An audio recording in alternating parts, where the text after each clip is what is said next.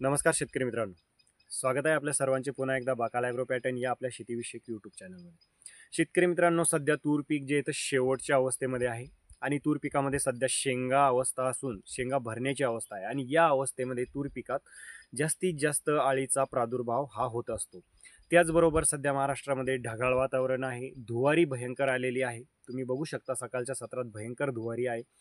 तर मग ज्या शेतकऱ्यांचं तूर पीक सध्या 50% फुलोरा आणि 50% शेंगा अवस्थेत आहे, तर अशा शेतकऱ्यांनी या धुवारीपासून आपल्या तूर पिकाचं वेळीच त्या ठिकाणी संरक्षण करणं गरजेचं आहे, जेणेकरून बुरशीजन्य रोगाचा प्रादुर्भाव होणारी जी काही फुलगळ आहे तर ती त्या ठिकाणी होणार नाही. त्याचबरोबर लवकरात लवकर शेंग त्या ठिकाणी भरण्यासाठी आपल्याला या ठिकाणी एक फवारणी करणं गरजेचे आहे. तर फवारणीमध्ये शेतकरी मित्रांनो, आपल्याला एक चांगल्या प्रकारचं अळीनाशक, एक बुरशीनाशक आणि एक विद्राव्य खत एवढंच कॉम्बिनेशन त्या ठिकाणी घ्यायचं आहे. आता अशा अवस्थेमध्ये आपल्याला कोणत्याही प्रकारचं टॉनिक किंवा मायक्रोन्यूट्रियन्स मारण्याची गरज नाही. उगाच जास्तीचा पैसा त्या ठिकाणी खर्च करायचा नाही आहे शेतकरी मित्रांनो. तर मग या ठिकाणी आपल्याला फवारणी कोणती करायची आहे? तर सर्वप्रथम शेतकरी मित्रांनो, अळीनाशकासाठी एक 4 ते 5 प्रकारची अळीनाशकं मी तुम्हाला सांगतो. त्याच्यापैकी कोणतंही एक अळीनाशक तुम्हाला फवारणीत घ्यायचं आहे. तर याच्यामध्ये पहिला कॉम्बिनेशन अळीनाशकाचा ते म्हणजे GSP कंपनीचं सरपंच, ज्यामध्ये क्लोरोपायरीफॉस प्लस सायपरमेथ्रिन हे 2 घटक मिळतात. याचं प्रमाण घ्यायचं आहे आपल्याला प्रति 20 लिटरच्या पंपसाठी 35 ml आणि याच्यासोबत आपल्याला इमामॅक्टिन बेन्झोइट 5% घटक असलेलं कोणत्याही कंपनीचं इमामॅक्टिन घ्या, ते घ्यायचं आहे आपल्याला 15 ग्रॅम. दोन्हीचं कॉम्बिनेशन घ्यायचं आहे शेतकरी मित्रांनो.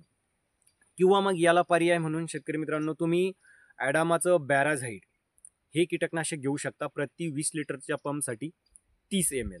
किंवा मग याला पण ऑप्शन म्हणून शेतकरी मित्रांनो, जर तुम्हाला हे मिळालं नाही तर तुम्ही सिजेंटाचं ॲम्प्लिगो हे कीटकनाशक घेऊ शकता 10 ते 12 ml प्रति 20 लिटरच्या पंपसाठी. किंवा तुम्हाला ॲम्प्लिगो नाही भेटलं तर मग डेलिगेट घेऊ शकता तुम्ही 15 ml प्रति 20 लिटर पंपसाठी. किंवा मग शेतकरी मित्रांनो, त्याला पण एक पर्याय म्हणून तुम्ही सिजेंटाचं आलिका, ज्यामध्ये थायमॅक्झॉम प्लस लॅम्बडासी हॅलोथ्री हे 2 घटक मिळतात. हे कीटकनाशक घेऊ शकता तुम्ही प्रति 20 लिटरच्या पंपसाठी 10 ते 12 ग्रॅम.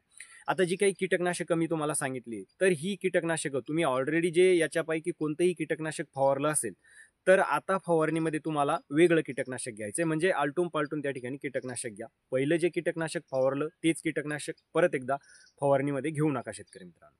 त्यानंतर आपल्याला या ठिकाणी एक चांगल्या प्रकारचं बुरशीनाशक घेणं गरजेचं आहे. म्हणजेच जी काही धुवारी सध्या पडते, तर या धुवारीपासून तूर पिकाचं जी काही फुलोरा असते तूर आहे, तर तिथं चांगल्या प्रकारे संरक्षण होईल. तर बुरशीनाशकामध्ये सुद्धा आपल्याला खूप काही महागडी बुरशीनाशकं घेण्याची आवश्यकता नाही.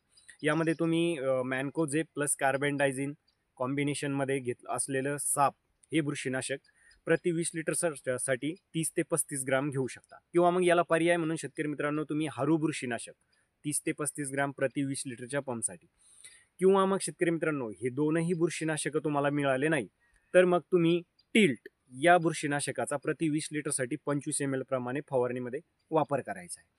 हे झालं शेतकरी मित्रांनो बुरशीनाशक. आता त्यानंतर शेंगा अवस्थेमध्ये जी काही तूर पीक आहे, तर शेंगा लवकरात लवकर भरण्यासाठी, म्हणजे शेंगातील दाना लवकरात लवकर टणक होण्यासाठी आणि फुलांचं रूपांतर लवकरात लवकर त्या ठिकाणी शेंगात होण्यासाठी एक विद्राव्य खत आपल्याला या ठिकाणी घ्यायचं आहे. तर विद्राव्य खतामध्ये आपल्याला जास्तीत जास्त पोटॅश युक्त खताचा वापर करायचा आहे. तर याच्यामध्ये शेतकरी मित्रांनो, तुम्ही एकतर 0050 या विद्राव्य खताचा प्रति 20 लिटरसाठी 80 ते 100 ग्रॅम प्रमाणे वापर करू शकता. किंवा मग शेतकरी मित्रांनो, तुम्ही 13045 या विद्राव्य खताचा प्रति 20 लिटरसाठी 80 ते 100 ग्रॅम अशा प्रमाणे फवारणीमध्ये या ठिकाणी वापर करायचा आहे. एवढीच फवारणी आपल्याला तूर पिकावरतीही करून घ्यायची शेतकरी मित्रांनो. टॉनिक, मायक्रोन्यूट्रियन्स बिलकुल मारू नका. बाकी माझा व्हिडिओ तुम्हाला कसा वाटला कमेंटमध्ये तुमची प्रतिक्रिया नक्कीच कळवा आणि माहिती आवडली असेल तर व्हिडिओला एक लाईक करा आणि भरपूर साऱ्या शेतकऱ्यांपर्यंत आपला व्हिडिओ शेअर करायला विसरू नका. नमस्कार.